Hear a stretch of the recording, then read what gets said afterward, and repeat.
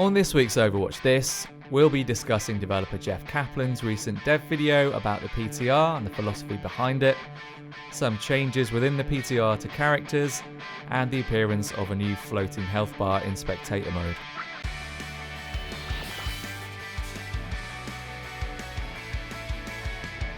Welcome to another episode of Overwatch This. It's a slightly different one this week because instead of the usual Ben and Joel, it is two new people. I've been here before. I'm Phil. I'm joined by Matt. Hello there. Who is our resident expert. Matt, you've played Overwatch every day since 1991 now, I think, that's roughly true, yeah. So what's happened this week is a floating health bar has appeared in the PTR, Matt. Yes. It's really important, actually, because Overwatch obviously not necessarily wants to in terms of what Blizzard are thinking, but we kind of all want to see Overwatch as a big esport in the future. And it's important, obviously, for spectators to be able to see what the health systems of the characters are. So in spectator mode now, if you're in kind of like the third-person view, you'll be able to see health bars floating above the characters that are fighting. Right. And am I right in thinking that this has basically just sort of popped up out of nowhere in the PTR and it's caused a bit of a stir because people weren't expecting it? Yeah. Kind of like sometimes we do get things pop up on the PTR that Blizzard haven't kind of previously announced. And yeah, this week it just sort of like, there it was. And, you know, it's definitely welcome. I think it's starting to stir people like, what can we expect in the future now? Because if this is here, and obviously we've got the league on the way, what more changes are actually going to be put into Overwatch to make it a more esports friendly game? And with that in mind, our old friend, your friend and mine, Jeff Kaplan. Lovely Jeff. Lovely Jeff has produced a video, a developer philosophy update, sort of explaining what's going on with the PTR and sort of assuaging people's concerns about things like this just popping up unexpected. Yeah. So there's numerous reasons why kind of like Jeff wants to talk about the PTR is because there's sometimes a bit of confusion about what the PTR is actually there for. And it's he wants to sort of like point out that the PTR isn't just there for the diehard fans to give feedback to Blizzard. There are obviously a lot of people that are on the PTR every time there's an update, and you know they'll see something like, oh, this is terrible, so they instantly sort of hit the forums. It's a good excuse to turn the caps lock on and just start typing. Exactly. And kind of like that's not actually what the PTR is core there for. The PTR is there for Blizzard to have a look and gather some statistics from what's going on in the game so that they can make sure that the bugs and the issues are ironed out. That is the primary goal of the PTR. It's not just about getting feedback. Anybody who plays on there is actually helping Blizzard make a better game. There are plenty of people that will play the PTR and think, wow, what they've done to D.va or what they've done to Ana, that's a really good change. And they're the sort of people that don't instantly hit the forums and complain. Yeah. But just because you're doing that doesn't mean you're any less valuable to Blizzard. It's those statistics that you're generating which is helping the PTR.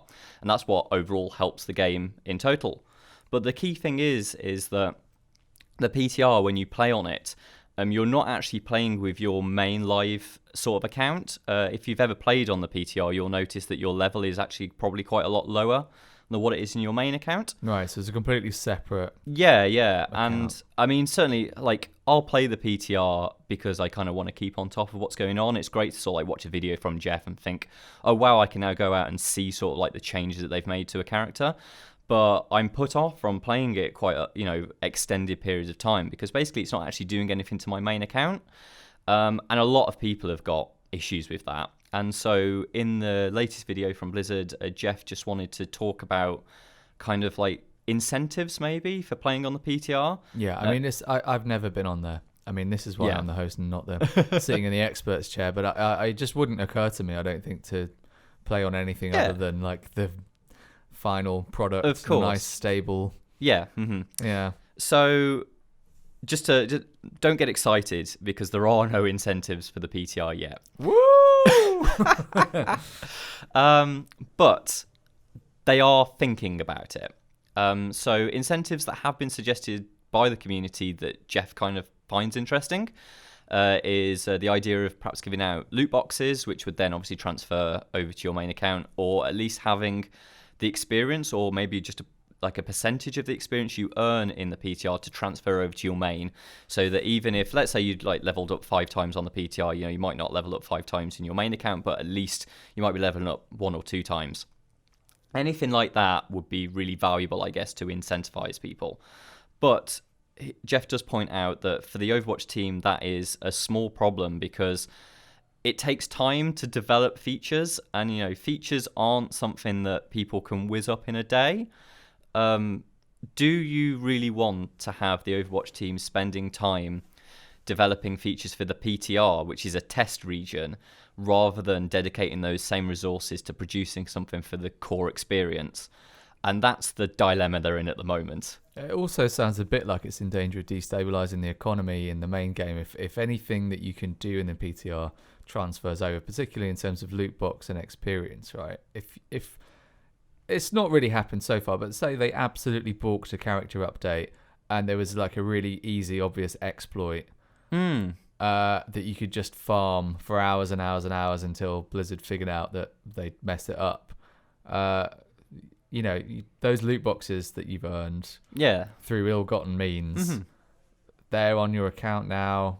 I don't know. I feel like it devalues. Yeah, that's an incredibly valuable point. And, this sort of stuff will be going through the minds of, Jeff and everybody else on the Overwatch team as they try and figure out, is it worth our time incentivizing the PTR? I have a feeling that there probably will be in time something there. Whether it's anything quite as obvious as what the community suggests, I can't really see it. I think there's going to be a much more delicate way of doing it. So a few characters received some fairly substantial nerfs in the last week or two, and there's been a bit of time now for the community to react to that. This week, Jeff Kaplan has come back and explained some of the rationale for the changes that have been made. So let's go through some of the characters. So first up is Sombra. The tweaks to Sombra seem to be fairly minute so far, but the intention is that she's going to get a buff. Right, yeah. So again in this video, Jeff just wanted to, because I think these changes have been a little bit more controversial than some other changes in the past have been. A lot of player feedback for these. And we start with Sombra. Sombra, obviously the change for her was that her hack has been reduced from 1 second down to 0.8. And generally, what Kaplan talks about in the video is that he doesn't think that Blizzard quite see eye to eye with the community on what Sombra's role is within the game. Right. Now, Sombra is in the offense category. She's an attacker. And that seems to sort of like be perceived within the community that she should be sort of like essentially an assassin within the game. Yeah. People are trying to play her as like this frontline, maybe a flanker or just a straight up damage dealer. So like really in your face, empty that SMG into people's chops. Mm-hmm. That's kind of not what Blizzard see her as, and they're going to be building her around what they perceive Sombra should be, which is actually a backline disruptor. Yeah, this sort of ties back in with what we were talking about on a previous episode, in that her lore and her origin is all about her being a hacker. Mm-hmm. And so they're trying to make that aspect of her character interesting and the unique thing that people would want to play as with her. Yeah, exactly. So actually, Kaplan in the video does say that, Sombra could actually have been put in the support category because, that hacking is essentially a support ability. Right, it is, it's bringing down people's shields, it's stopping people from using specific attacks. It's just, I guess, that she's quite a proficient attacker. It's just that you have to use her in a very, very different way. She's not Soldier 76, she's not Tracer. You can't just blitz in. You have to be a little bit more considered when using Sombra. Now, I personally agree with Blizzard on the way that they want to use her. It's the way that I use her, but I can see why there's confusion. It might just be a case of maybe this is the point where we start to see that the actual categories that Blizzard have made for their characters, it's gonna backfire on them, because not every character they're gonna make now is gonna fit neatly within those little sort of pigeonholes they've made. Yeah. So you may just find that kind of like perhaps in a few months, maybe a year from now, it's just a case of that Overwatch has to ditch the idea of classes. That would be interesting. Yeah. Well, for now, Roadhog very much on the hooking side of things. He's been made a bit more consistent. Yep. So the hook has been, I don't want to say nerfed, but it's been nerfed. And so he's a bit more of a known quantity. So he can be used as a sort of space controller, which has been on the cards for a while. Yeah. And D.va, who got a pretty substantial nerf. Recently. she's the controversial one, you see. So we'll just cover again what's happened to D.va. So D.va's had a health increase from 200 to 400, but her armor has been decreased from 400 to 200. Yeah, that's a massively controversial point in itself, because D.va has always been this massively kind of like hulky survivor out there. The fusion cannon she's got, the bullet damage has been decreased from 3 to 2. And the number of bullets per shot, because obviously they're almost like in a shotgun arrangement. Yeah. So there are now 8, so they've gone up from 8 to 11. So all of this is in aid of. Jeff, when talking about it, says that it's really hard to come up with a definitive counter to D.va. We needed to pull her back a little bit so that she wasn't great at everything. I can say definitely that D.va is great as everything, because if you look at my statistics, she is my most played by a significant amount of hours. Guess it's show off time then. I love D.va. I think she's phenomenal, but that is probably because she does actually make playing Overwatch a little bit easier. Right. So she's a big tank, so obviously she's got loads and loads of health. She's the most maneuverable tank because she's got her jet engines that allow her, you can tap shift and move in and out. Her cannons aren't particularly long range, but you can get into range really, really quickly. And when you are in range, if anybody's going to pull out a particularly devastating attack on you, you can right-click and bring up your shields. So it's all about rebalancing her so that, like that, there are so many situations that you could tell me about that I can say, well, I know how to counter you with D.va. That must be so frustrating for anybody else on the field. Yeah, it is. I can vouch for that. Yeah, it's kind of like if you look at like one of the points that Jeff makes in the video is D.va doesn't need to reload. You just hold down, it's sort of like your single click, and within a second those cannons have spun up and they're just laying down fire. Yeah. So there's nobody has kind of like a point where they can take advantage of the fact that she's reloading. Every other character in Overwatch has to take time, even if it's just Hanzo when he's pulling a new arrow out to sort of like notch it into the bow, or Soldier having to put a new clip into the machine gun. Everybody's got a reload time. D.va doesn't have that. She's too effective at moving and shooting and just general surviving. So, something, as much as I don't want to see my favorite character kind of like too heavily nerfed, something's got to be done about her. Yeah. So I agree. Like, it makes me sad, but I'm willing to see what happens, and I actually think probably for the good of the game, nerfing D.va is probably in the best interests. And finally in the PTR, we've got Anna, whose healing is being dialed down slightly. Yeah. So her biotic healing grenade is being reduced by 50%.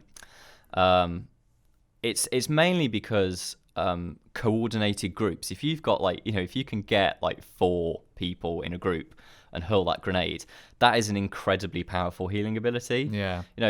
I guess characters like Mercy have always been really good at a mass amount of healing on a single target. Lucio is better for wide targets, but in this area effect, but he doesn't do quite as much. That grenade really does pump out the healing juice against a large amount of targets, and the team have got a lot of faith in the design of Anna. They've there have been a few people say that she's completely broken, nothing about her kit works. Blizzard don't believe that. They've got a lot of faith in that design, but she does just need kind of tweaking, and this sort of nerf might mean that she's not the kind of massive table flip with the heal that she has been previously. Okay, that'll do it for another episode of Overwatch This. Let us know what you think about Blizzard's recent changes in the PTR and everything else to do with Overwatch in the comments. Hit the subscribe button and the bell if you want to hear more on Overwatch and loads more videos from the PC gaming world. And give us a thumbs up as well while you're at it. That's always nice. We'll catch you next time. Bye-bye. See ya.